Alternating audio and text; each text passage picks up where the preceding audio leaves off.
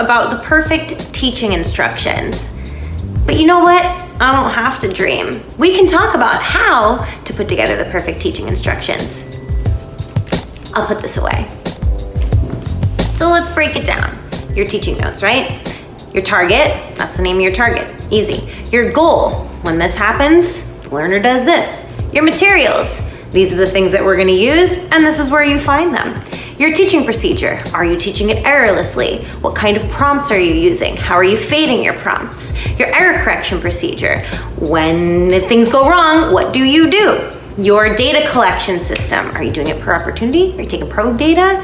What are you doing? Write that down too. And then of course, your reinforcement schedule. Are you using a fixed schedule? Are you using a variable schedule? Are you using tokens? Are you using stickers? Are you using praise, high fives? How are you reinforcing the correct responses? You want this document to be quick, clear, concise. Be specific, but don't write a 5-paragraph essay about it. If you look down at your teaching notes and you're like, that's a lot, then it is a lot. It's too much. You don't want your therapist looking at it and going, that's a lot. You want your therapist looking at it and saying, oh, that's manageable. So pro tip within a pro tip. Say what you have to say and nothing else. Say what you have to say. Don't say anything else. And without further ado, an example of some beautifully written teaching notes. Who wrote them? Oh, I did. Learner, Anastasia. Program, demonstrates a variety of social skills during cooperative leisure activities. Target, states, your turn, while playing a game. Goal, after completing her turn while playing a board game, Anastasia will orient her gaze towards the next player and say, your turn.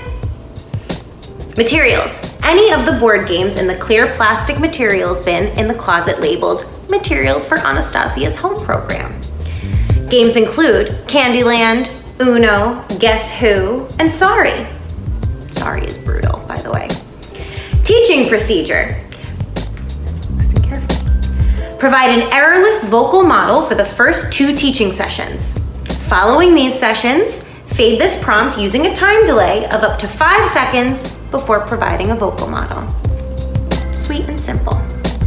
Error correction, what to do if it goes wrong.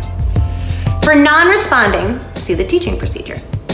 For incorrect statements, have Anastasia take her turn again and then errorlessly prompt the response. Repeat until Anastasia engages in the response, your turn, independently. Reinforcement schedule. For the first 2 days of teaching, provide tokens on Anastasia's board for all prompted responses, right? We're letting her know that this is what the expectation is. Following the first 2 days of teaching, provide tokens only for independent responses on an FR1 schedule and provide behavior-specific praise for prompted responses. That's called differential reinforcement. After 1 week of teaching, fade tokens to a VR3 schedule for independent responses.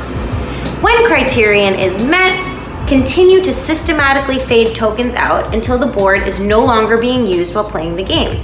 Now, that's a lot, and that's why we put, when this happens, do this, right? So if you're teaching it on the second day and you see first 2 days of teaching, you can go right to that, right?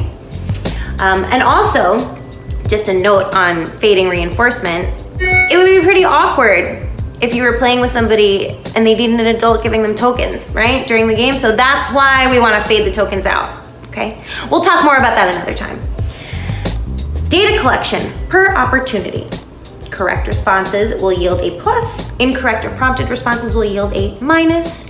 And then within your program, you also want to have something separate that will talk about how to collect your data, how to score things, and how to summarize your data, but that doesn't need to go on your teaching instructions. That's just, as long as what your teaching instruction says is the kind of data that you're collecting and how you're collecting it. That's all you need on the teaching instructions. And finally, notes or considerations. If Anastasia's brother Alexei is home when you're running this program, have him come and join and play the game. Second note, if Anastasia does not initiate playing the game during the session at any point, ask her if she would like to play, offer her the choices for games, and if she says no, don't run the program and make a note of it, right? Games are not fun if you don't want to play them. Important to consider, and that's just good form.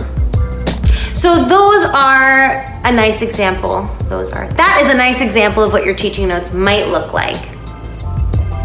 Say what you have to say, don't say anything else.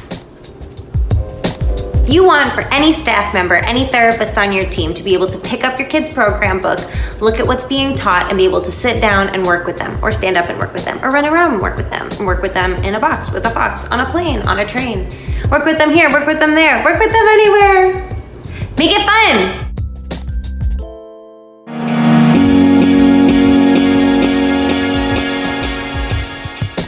Say what you have to say, don't say anything else.